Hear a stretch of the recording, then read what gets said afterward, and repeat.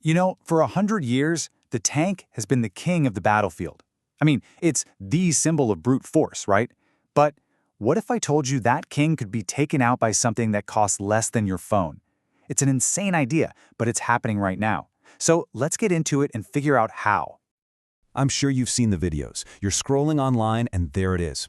These massive, multi-ton tanks just vaporizing.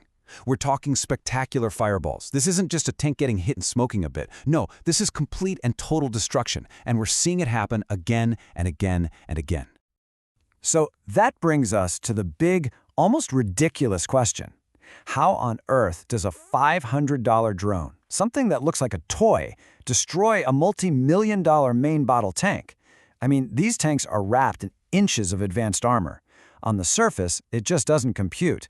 It breaks all the rules of, physics and economics. All right, so let's meet our giant killer. It's called an FPV drone, which stands for first-person view. And really, just picture one of those super fast, agile racing drones you see people doing insane tricks with online. Now, imagine taking one of those and just strapping an RPG warhead to it. Seriously, that's it. It's the ultimate David in this David and Goliath showdown. Okay, so how does this work? To really get it, we've got to dive into the physics. And trust me, it's not about the drone just crashing into the tank really hard. It's way, way smarter, and frankly, a lot more violent than that. Yeah, this is the part that just messes with your brain, right? You've got this little plastic drone, maybe flying at highway speed, hitting a tank that's literally built to take a hit from another tank's cannon. It shouldn't even scratch the paint. So what's the secret? What are we not seeing? And here it is, the first big twist. The speed of the drone is almost completely irrelevant. Yeah, you heard that right. It doesn't matter. It could be screaming in at 100 miles an hour, or it could just gently plop down on the turret and then go off. The drone is just the delivery guy. The real star of the show, the terrifying science behind all this, is inside the warhead. It's something called a shaped charge, or a heat round. Now think of a normal explosion like a balloon popping, energy going everywhere. A shaped charge is the exact opposite. It's designed to focus all that explosive energy into a single, tiny, hyper-focused point. You know, sometimes the best explanations don't come from a military manual. A Reddit user, Comfydima, absolutely nailed it with this description. They said, the drone's speed is 100% completely and totally irrelevant. What matters is what happens on impact. The explosion instantly forges a copper cone inside the warhead into a jet of metal. And it's this jet, or as they so beautifully put it, this tiny copper boy moving at Mach-fucking-Jesus, that actually slices through the armor.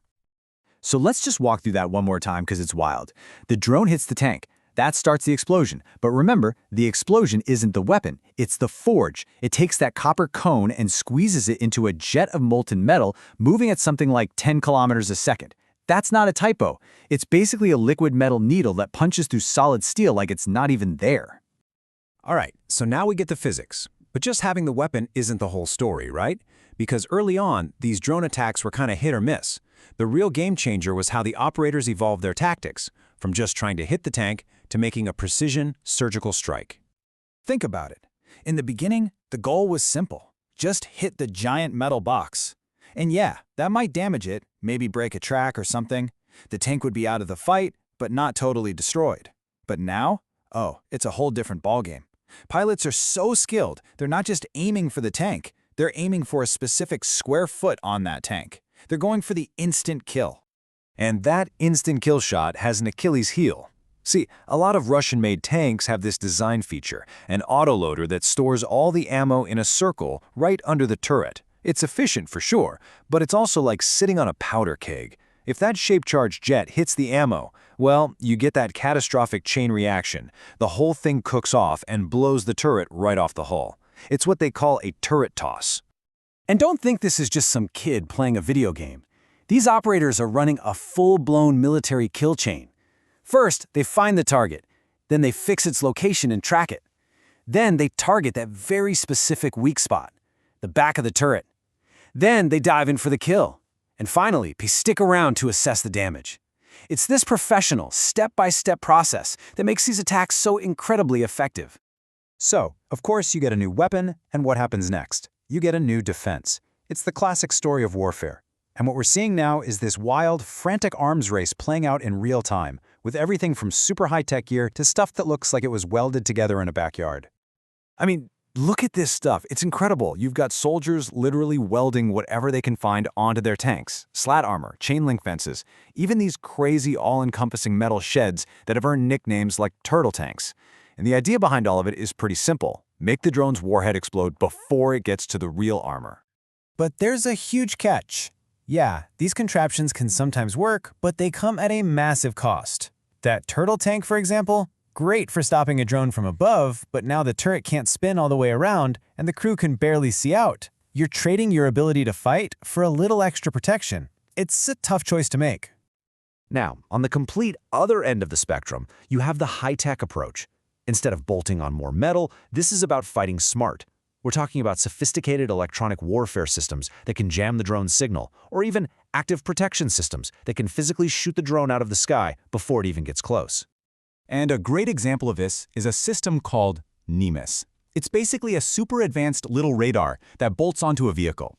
Its whole job is to spot tiny, fast-moving things, like an FPV drone, and then tell the tank's other defensive systems, hey, threat, over there, take it out. This is the future of tank defense right here. So you have this constant back and forth. Drone, anti-drone, countermeasure. What does it all add up to? What does this mean for the future of the tank? Are we watching the end of an era? There's this fantastic quote from Forbes that just hits the nail on the head. It says, sending tanks against FPV drones is like cavalry charging machine guns. And that really paints a picture, doesn't it? It feels like we're at one of those major turning points in history, where a new technology just completely changes the rules of the game overnight. And you have to remember, the drones aren't standing still either. We're already moving past the whole hobby drone with a bomb strapped to it phase. Now we're seeing purpose-built military drones, loitering munitions that can fly for 40 minutes or more. And the next generation?